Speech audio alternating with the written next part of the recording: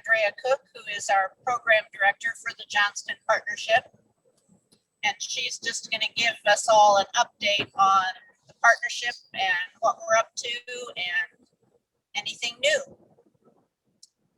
Yes. Welcome. Thank you. Welcome. Thank you. I apologize if I repeat myself. I know I saw you guys August, September last year. I can't remember. It was in person. I remember it was early morning, but I know not long after that things changed again, right? So So thanks for having me. Johnston Partnership.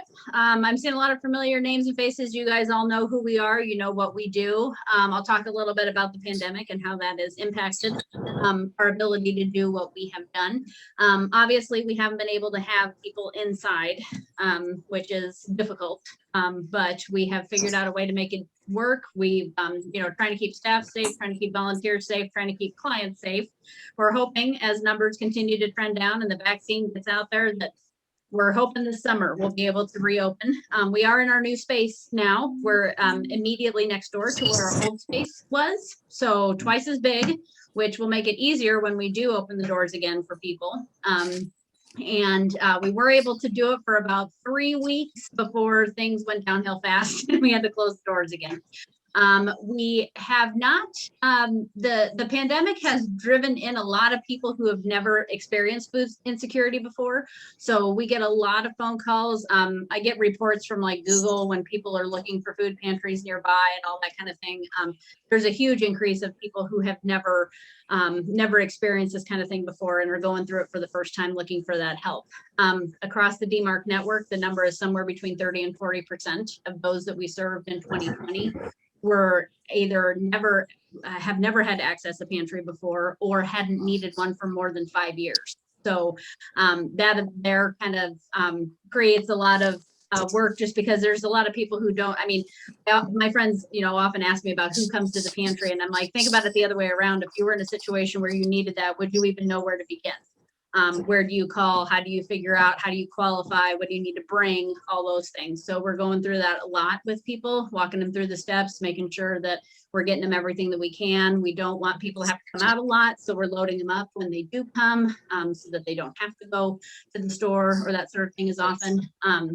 Our work within the school district, our mentoring program and our weekend backpacks, of course, have changed as well as the schools have been in and out and 50%. And we've managed to work within that to make sure that we're continuing to serve those needs, getting real creative. The Johnston Community School District is amazing to me. All teachers are, but they really have rolled with whatever. And we just kind of stand there and say, what do you need and when do you need us to do it? And we try to jump in like double dutch so we don't throw them off and continue to serve all those kiddos. We're still doing about 250 to 300 kiddos every weekend for our weekend food program. Our mentoring program has had a tougher time because that falls a lot more on the actual JUMP staff, the 4 staff members. Anyone who's a mentor knows they're not letting anyone in the building right now. So those meetings are all virtual. So it's a lot different when you don't get to lay eyes on someone directly. So those staff people are making sure that those kiddos are not falling through the cracks and that any needs that are popping up with the pandemic are getting taken care of. So getting very creative in those regards as well. One of the things that we were able to start in 2020 that we didn't know at the time was going to be so beneficial is a benevolence fund. We were approached by 4 Johnston area churches who had, every church, I'm sure Dan can speak to this, especially if you're along Merle Hay in a high traffic area, you're getting hit up all the time for people who just, need gas money, need car repairs, need some rent money. So the churches kind of felt like they weren't doing such a hot job of serving that need in the best way. So they came to us and asked if we would be willing to, house a fund that they would keep funded, as well as, donations that we'd solicit from the community for people to get that sort of assistance. So people have to live within the Johnston School District boundaries. They don't have to have kids in the district, and it'll pretty much do anything except gas money because they're trying to keep it to 1 occurrence a year and trying to do the most good we can in that 1 stop a year. Of course, we're trying to tap them into art services that we have here. I also try to tap them into other services that I know exist within the community that would be more sustainable and more helpful. So this is a Band-Aid for people who don't have enough, fall $400 short on a rent payment for whatever reason. I had a teacher in the Dallas Center Grimes school district last week. He had a quarantine for half the month, and he hadn't been there long enough to have any PTO. So his paycheck was going to be half of what it normally is. So he needed help, paying the bills that month. So just those kind of things to make sure that, and we had no idea there was going to be a pandemic the year we started. We started talking in 2019, and we started in January 2020 and thought, okay. And then we spent most of 2020 with a waiting list of people. The churches that did commit to that doubled down in the last quarter of the year and put it out to their congregations and have ensured that it will be funded through this entire year. So for 2021, we're in a good position to be able to help people when they come to us. And any waiting that happens is just me trying to make sure I get the paperwork and that sort of thing from people to make sure we're dotting our I's and crossing our T's. So that was a remarkable thing that we've never had before here in Johnston. That has been, I think it was just over $27,000 that was handed out during the year across about 30 different families. So it was definitely made a huge difference for some of our residents here. So, that's partnership just keeps doing that. We're trying to be in those areas where we know that there's a need, always looking for new ways. In terms of events, for those who are familiar, we usually have our Chopped event. We were very lucky last year that we managed to pull that off within days of everything shutting down. And this year, obviously, we're not able to meet in person, but we are having it as an online event this year. So if you go to our website or to any of our social media, you'll see our Chopped Light event. You can register and you'll get access to our online. We'll have some videos and some fun things from some of the chefs that have supported us over the years with their talents at our Chopped event. And we will have a little goodie bag and some other information about the partnership and all that sort of thing. Restaurant gift cards for our locals who have, again, done such a great job of supporting us over the years. We want to give back to them because they've been having a rough year as well. So yeah, just a little something to, give everybody something to do, another online thing, but still, nevertheless, something hopefully that's a little fun and reminds us of what we'll be doing again next year. So yeah, that's kind of the partnership in a nutshell right now. As I tore through that. Yes, sir. Need to go off mute. Some years ago, there was a program in the metro area, maybe it was Des Moines, and it used to be called First Call for Help. And it was not through the Des Moines Area Religious Council, but it was where folks could call and get assistance. And I belonged to a committee on the Des Moines Area Religious Council where we were trying to stop people from abusing the system of calling all of the churches or calling and trying to get food from them and then go to the next church and get food from them and so forth down the road. Is there such a thing in Des Moines anymore? I have no idea.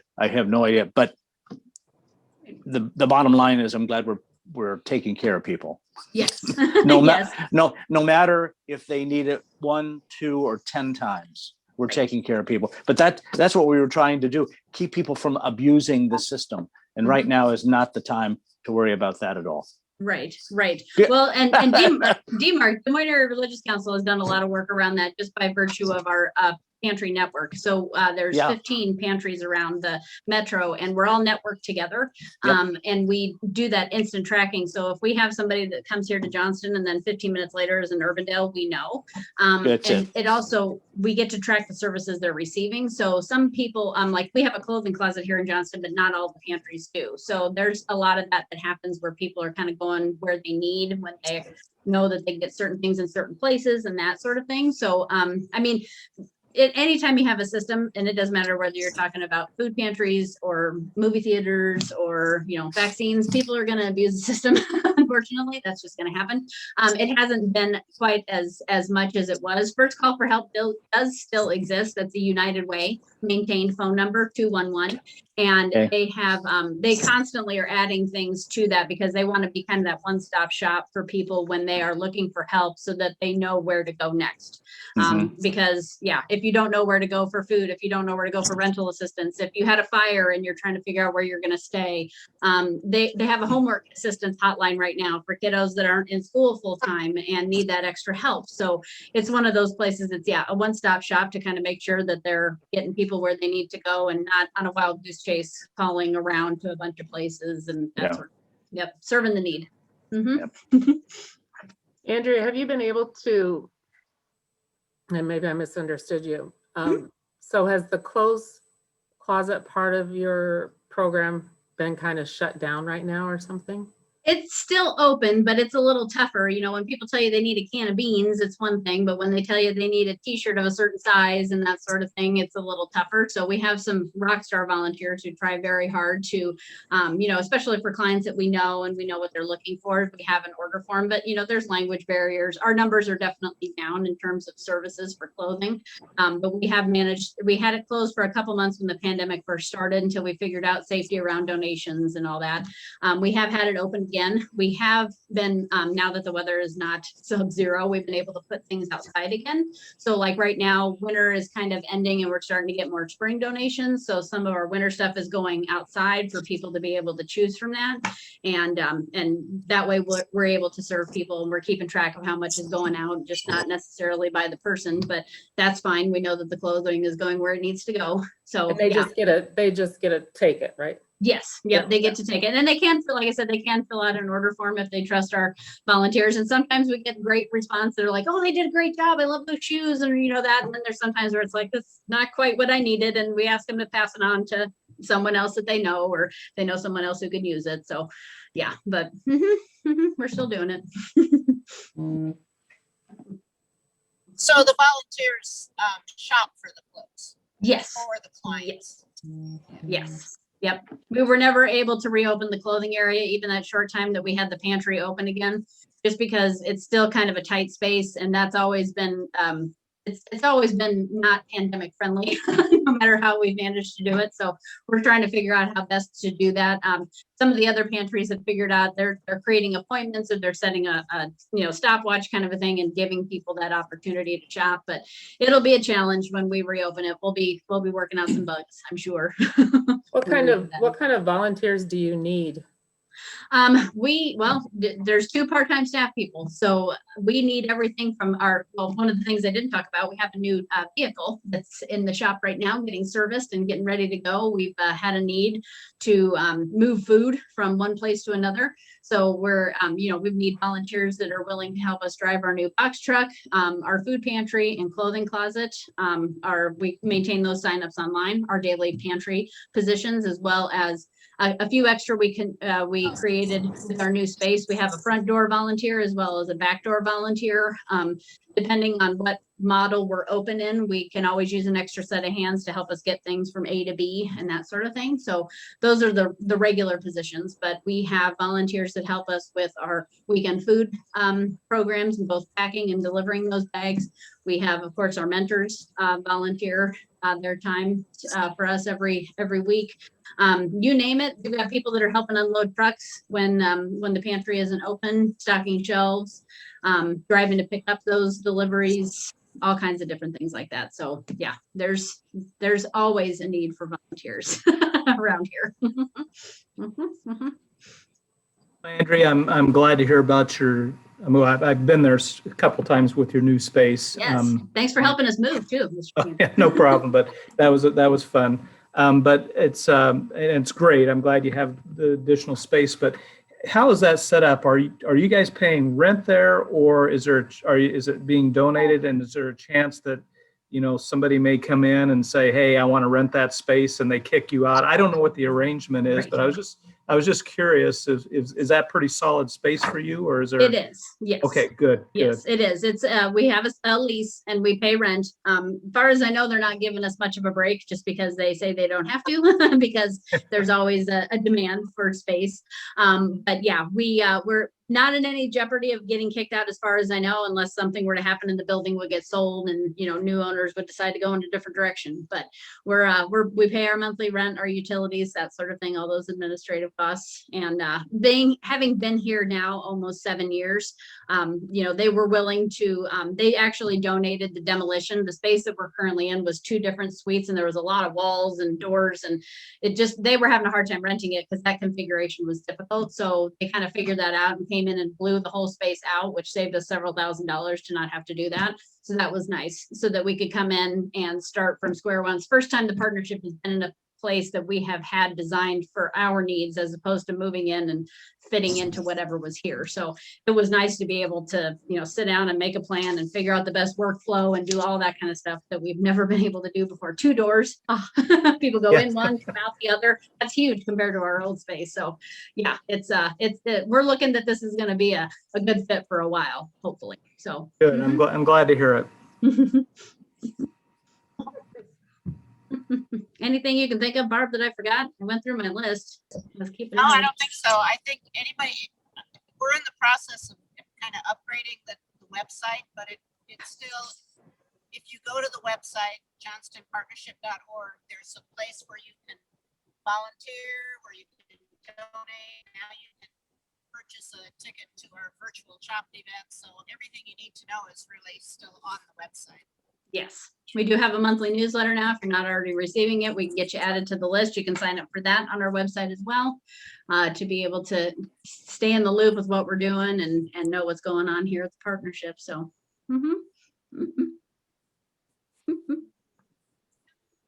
Andrea, are you keeping up okay on your food supply?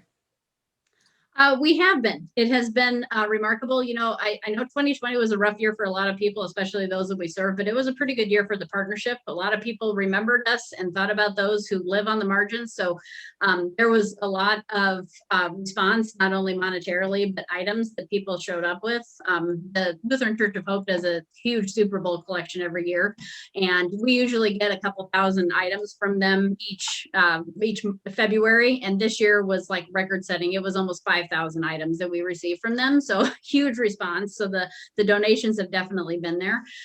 There's also been a few programs that have been created through the pandemic by the government, where they are providing, it's kind of we call it farm to family. So it's kind of helping, you know, the farmers who may not be moving things as easily anymore, and then getting it to the pantry. So every time families come, they can get, you know, a gallon of milk, they can get meat, they can get produce every visit that they make here to the pantry, which is something we've never been able to offer before. So that's been wonderful, to be able to have that as an option for those who really need that.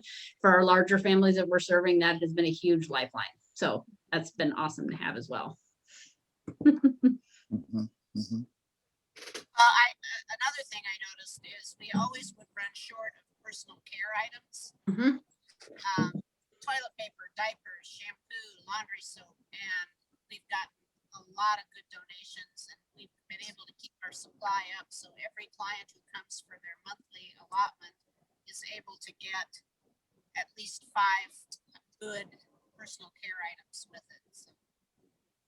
That was part of the goal, especially during the pandemic. We actually had one of the churches when they closed that they had regular deliveries of toilet paper to be able to use around their facility. And with the pandemic, they were closed. So they donated that toilet paper to us, and we were able to, we have consistently had toilet paper during the entire pandemic, which is odd to say since it wasn't such short supply everywhere, but it's been awesome to be able to, you know, hand those 2 rolls of toilet paper or more to people has been a huge gift, especially this year. All